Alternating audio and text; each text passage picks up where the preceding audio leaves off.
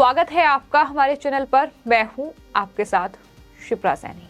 आंदोलनजीवी राकेश टिकैत ने एक बार फिर से आंदोलन की शुरुआत कर दी है। दरअसल गाजीपुर बॉर्डर पर धरने के बाद अब राकेश टिकैत तमाम प्रदर्शनकारियों के साथ, तमाम किसानों के साथ मुजफ्फरनगर में अनिश्चितकालीन धरने पर बैठ गए हैं। मांग ये है कि गन्ने का बकाया भुगतान किया जाए। ये मांग उनकी तरफ से की गई है। आपको ये बता दें कि इस बार ये पूरा आंदोलन जो है ये मुजफ्फरनगर के राजकीय इंटर कॉलेज के मैदान में शुरू हुआ है और इस आंदोलन में किसान अपने बिस्तर, ट्रैक्टर, ट्रॉली और झोपड़ी लेकर धरना स्थल पर पहुंच चुके हैं और इस अनिश्चितकालीन धरने का नेतृत्व कर रहे हैं भारतीय किसान यूनियन के प्रवक्ता राकेश टिकैत, जो कि 3 कृषि कानूनों को लेकर भी दिल्ली के गाजीपुर बॉर्डर, साथ ही सिंघू बॉर्डर और टिकरी बॉर्डर पर 1 साल से भी ज्यादा समय तक धरने पर बैठे। तमाम प्रदर्शनकारी उनके साथ वहां धरने पर बैठे, जिसके बाद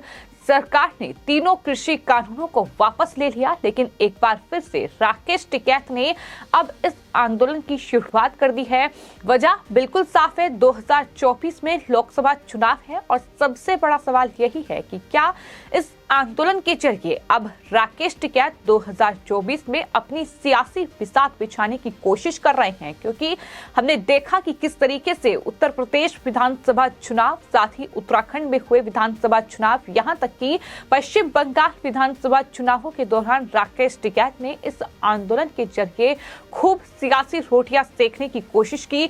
खूब राजनीतिक रैलियों में विपक्षी दलों के साथ वो नजर आए। यहां तक कि उत्तर प्रदेश में तमाम जो किसान आंदोलन के दौरान रैलियां किसान महापंचायत राकेश टिकैत के नेतृत्व में हुई है। मकसद यही था कि बीजेपी को हराया जाए, लेकिन वो मकसद पूरा नहीं हो पाया, जिसके बाद राकेश टिकैत कुछ दिन के लिए शांत बैठे। लेकिन अब एक बार फिर से किसानों के अलग अलग मुद्दों को लेकर उन्होंने सरकार के खिलाफ ये आंदोलन छेड़ दिया है। राकेश टिकैत का ये कहना है कि दरअसल गन्ने का बकाया भुगतान जो है वो किसानों को किया जाए।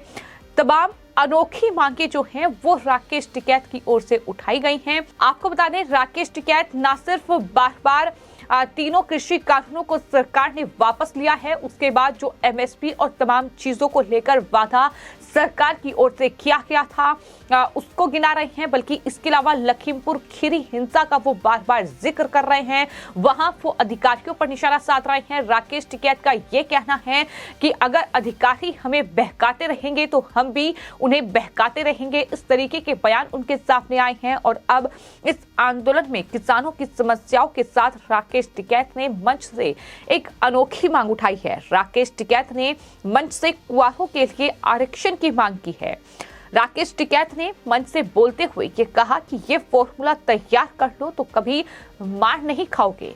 1 ट्रैक्टर, 15 आदमी, 8 दिन और 1 गांव, कोई ज्यादा नहीं है। इतने तो गांव में कुआरे हैं, उन कुआरों को ये जिम्मेदारी सौंप दो, ये ही चला देंगे आंदोलन। ये बयान राकेश टिकैत की ओर से दिया गया है। हमने कुआरों के आरक्षण की बात की है। 10% हिस्सा प्रधानी, सरपंची और विधायकी में ओरिजिनल कुआरों को मिलेगा। ये कुआरे ही सारे आंदोलन को चला देंगे, तुम्हारी जरूरत ही नहीं पड़ेगी। ये वहां किसानों को संबोधित करते हुए राकेश टिकैत का एक अजीबोगरीब बयान सामने आया है। एक तरफ राकेश टिकैत ये कहते हैं कि वो किसानों का दर्द समझते हैं, वो किसानों की तकलीफ समझते हैं, किसानों को वक्त पर गन्ने का बकाया भुगतान नहीं मिल रहा है, वो उनकी ये तकलीफ समझते हैं और किसानों के लिए वो धरने पर बैठे हैं। किसानों से वो आह्वान करते हैं कि सरकार को ये बात बताओ कि गन्ने का भुगतान नहीं मिला है। लेकिन दूसरी तरफ जिस तरीके के वो बयान देते हैं, वो कहते हैं कि दरअसल कुआरों को ये जिम्मेदारी सौंप दो और कुआरे ही ये पूरा आंदोलन चला देंगे। यानी किस तरीके की ये बयान है, किस तरीके से राकेश टिकैत, क्या वहां जो कुआरे लड़के हैं क्या उन्हें कोई काम नहीं रह गया है? क्या गांव में कुआरे लड़के काम नहीं करते हैं क्या? ये सवाल अब राकेश टिकैत से जरूर पूछा जाना चाहिए। जिस तरीके से उन्होंने कहा है कि ये पूरा आंदोलन जो है वो कुआरे ही चला लेंगे। राकेश टिकैत की ओर से कई और बातें कही गई हैं। उन्होंने कहा कि जब सरकार चला रही हैं तो ये भी चलाएंगे। राकेश टिकैत ने कहा कि हमारा कुआरों का एक अध्यक्ष भी है, प्रधानी में भी रहेगा और यूनियन में भी भागीदारी रहेगी, उनको पद दिए जाएंगे। यही झोपड़ी लगाओ, झंडे बैनर लगाओ और अपने नाम लिखो, ये राकेश टिकैत लगातार आह्वान कर रहे हैं।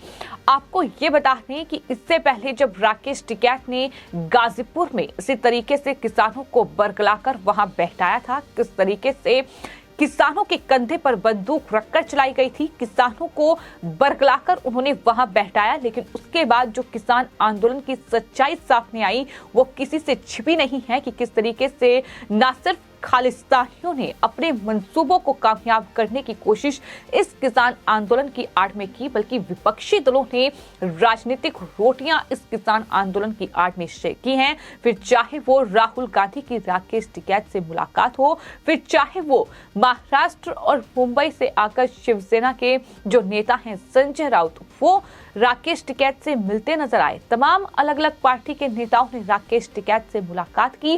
राकेश टिकैत पश्चिम बंगाल पहुंच गए ममता बनर्जी को समर्थन देने, और इतना ही नहीं, आम आदमी पार्टी के नेता संजय सिंह भी राकेश टिकैत के गांव तक पहुंच गए थे।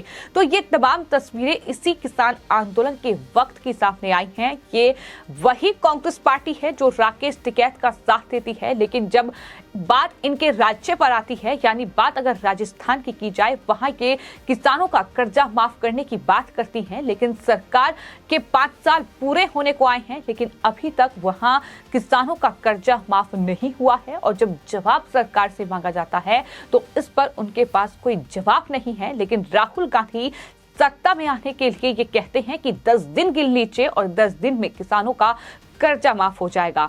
तो ये है सच्चाई जो राकेश टिकैत और ये तमाम विपक्षी दल नहीं बताएंगे, लेकिन जिस तरीके से किसानों को ये बरगला रही हैं, जिस तरीके से राकेश टिकैत एक बार फिर किसानों से ये आह्वान कर रहे हैं कि यही झोपड़ी लगाओ, झंडे बैनर लगाओ और अपने नाम लिखो, यानी किसान अपनी खेती छोड़ दें, किसान अपना काम छोड़ दें और राकेश टिकैत के इस पॉलिटिकल एजेंडे को आगे बढ़ाएं। यही राकेश टिकैत का मकसद है। जिस तरीके की वो बातें कर रहे हैं, जिस तरीके के वो बयान दे रहे हैं, और एक बार फिर राकेश टिकैत ने जो आंदोलन की चेतावनी दी है, यही वजह है कि एक बार फिर किसानों को इकट्ठा कर लिया है।